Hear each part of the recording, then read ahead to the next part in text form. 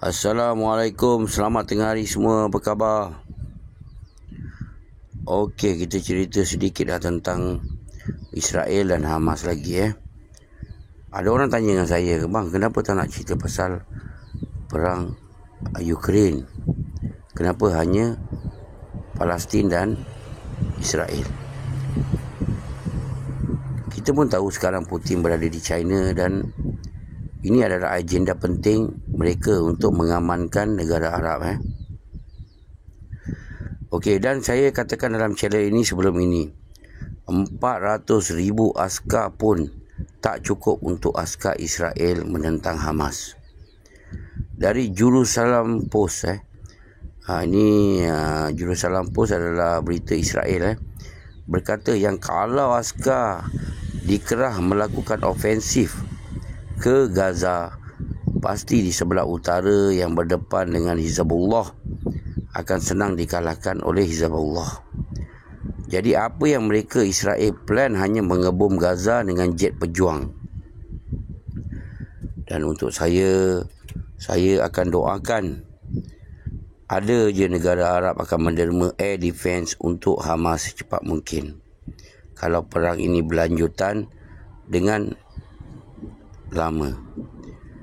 Dan kita cerita sedikit tentang Blinken ke negara Arab untuk menyelamatkan US. Dan pertama dia ke negara Arab, dia ke Saudi berjumpa Putera Salman MBS.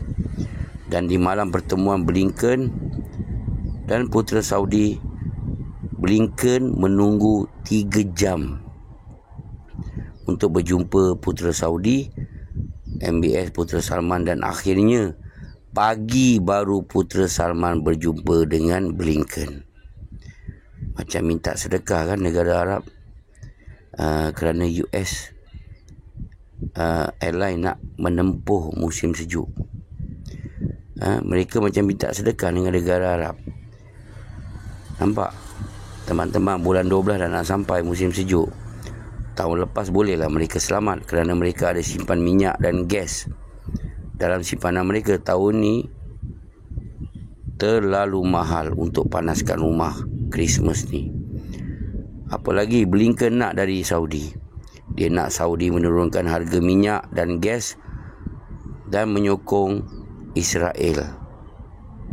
Itu saja yang Blinken datang ke Saudi. Dan lepas itu Blinken dan Chancellor Olaf Scholz Jerman berjumpa Raja Abdullah kedua Jordan dan Egypt. Presiden Egypt mereka meminta Jordan dan Egypt membuka laluan untuk pelarian Gaza ke negara mereka. Dan Raja Jordan dan Egypt anggap ini melanggar red line mereka. Mereka tidak benarkan pelarian lari ke negara mereka. Dan Raja Abdullah berkata yang jika mereka benarkan pelarian masuk ke negara mereka, maknanya pelarian Gaza tidak akan dapat balik ke Gaza. Ini telah lama terjadi pada pelarian Palestin. Selama ini boleh keluar tapi tak boleh balik. Hari ini saya bersuara, pelarian Ukraine ke Eropah telah diberi special card yang membolehkan mereka bekerja dan duduk di negara Eropah. Jadi inilah human right. Kau menerima, kau nak kena tanggung. Kalau di Eropah, memang mereka terlalu jahil bab nak berperang. Tapi bab pelarian ada betulnya. Dan pelarian Palestin yang ke negara Arab dan ke seluruh dunia makin banyak. Dan tak boleh balik ke negara mereka. Dan bila pelarian Palestin lari ke negara lain, tak boleh bekerja, macam mana mereka nak makan? Terpaksa minta sedekah lah. Dan bila minta sedekah, viral pula. Kalau satu negara yang tak boleh terima pelarian, jangan terima. Dan Jordan dan Egypt berkata kami tidak akan menerima pelarian setiap kali Israel menyerang Gaza. Dan inilah cara untuk Israel dan Palestin menyelesaikan masalah mereka. Dan kedua negara Israel dan Palestin, rakyat kedua negara inilah yang menanggung perang ini. Dan kalau nak kami buka pintu border untuk hantar bantuan, kami akan buka. Jadi kita tak boleh salahkan negara Arab tentang pelarian, kata Raja Abdullah II Jordan dan Presiden Al-Sisi Egypt. Dan Rusia telah memberikan surat kepada UN untuk mengarahkan kedua negara Israel dan Hamas untuk membuat gencatan senjata. Dan kita dah tahu US dan ally akan veto. Dan sekarang Rusia akan buat untuk kali kedua dengan cara yang berbeza. Dan kali ini kalau Rusia buat, walau US veto pun tak laku. Kerana ini akan dikira dari semua negara dunia siapa yang menyokong Rusia dan siapa yang menyokong gencatan senjata.